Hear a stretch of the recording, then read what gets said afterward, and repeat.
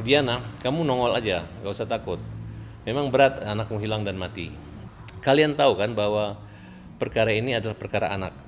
Terus pemerkosaan, tertutup semua.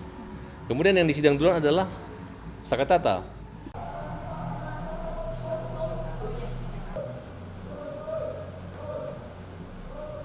Jadi udah pengajuan ke Sebentar, komisi Mas, kebijakan. ini. Oh, ya. Kalau diambil itu orang tangannya. Ibu saya tinggal ya, Bu, ya. Harus berdua kan? Iya, ya. Tapi masuk dulu aja, Bu. Saya akan menjelaskan prosesnya. Ya. Bisa. Nanti kita bisa minta ke majelis. Karena ini kan menyangkut ketelitian, kehati-hatian juga. Karena ini menjadi perkara yang sifatnya nasional dan menjadi perhatian, terutama sudah diperintahkan oleh Presiden untuk, ya kalau saya rasa kalau mereka menggunakan scientific crime investigation itu saya rasa bisa gitu kalau mereka terapkan saat ini gitu. Terus kedua, mau menggunakan keahlian bagaimanapun selama masih digunakan penyidik kemarin, kan ini yang nangkap ini jujur aja itu penyidik yang menyidik itu bukan mereka. Yang nangkap itu kan Rudiana dan penyidik Cirebon, tapi yang menyidik itu sampai P21 menuju ke jaksa itu adalah penyidik di Polda Jawa Barat.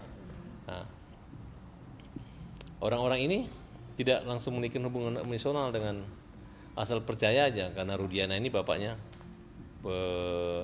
anaknya dibunuh. Nah, jadi mereka nggak percaya, pasti ada hubungan emosional. Nah, tapi yang jelas Rudiana, kamu nongol aja, nggak usah takut. Memang berat anakmu hilang dan mati. Tapi lebih berat lagi, bagaimana jika dibalik anakmu tidak salah tapi dihukum dan menderita sampai mati. 100% saya optimis 1001%, insya Allah. Karena walaupun kita optimis, tapi kalau tidak kehendak Allah, kita nggak takut takabur gitu. Jadi karena kita juga melihat hakim aja di dalam pertimbangan putusan PG aja udah kelihatan gitu.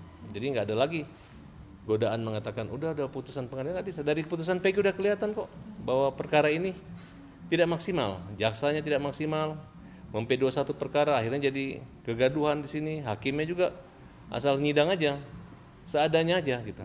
Pertama, kalian tahu kan bahwa perkara ini adalah perkara anak, terus pemerkosaan, tertutup semua.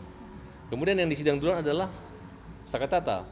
Nah, kalau Sakatata sudah disidang, ya berarti peran utamanya nggak ada, hanya mukul satu kali. Tapi karena vonisnya hukuman seumur hidup, pembunuhan berencana, akhirnya nyerempetlah ke 7 orang yang lainnya. Kemudian dalam perkara awal di Pengadilan Negeri Cirebon, Ibu Titin sebagai pengacara hanya salah menulis bahwa perkara ini nomor sekian, nomor pendaftaran surat kuasa. Harusnya hakimnya dicek aja. Oh sama, daftar surat kuasa ini perkara nomor itu diperbaiki. Hakimnya tahu nggak ponisnya apa? Karena perkara ini tidak pernah diperiksa, nomornya tidak ada. Padahal nomornya sama. Nah, kemudian dikesampingkan pledoinya Bu Titin. Kemudian pada saat banding itu pun tidak dikirim berkas bandingnya, memori bandingnya ke Pengadilan Tinggi. Akhirnya kalah lagi. Nah, di Mahkamah Agung kembali lagi ke situ gitu.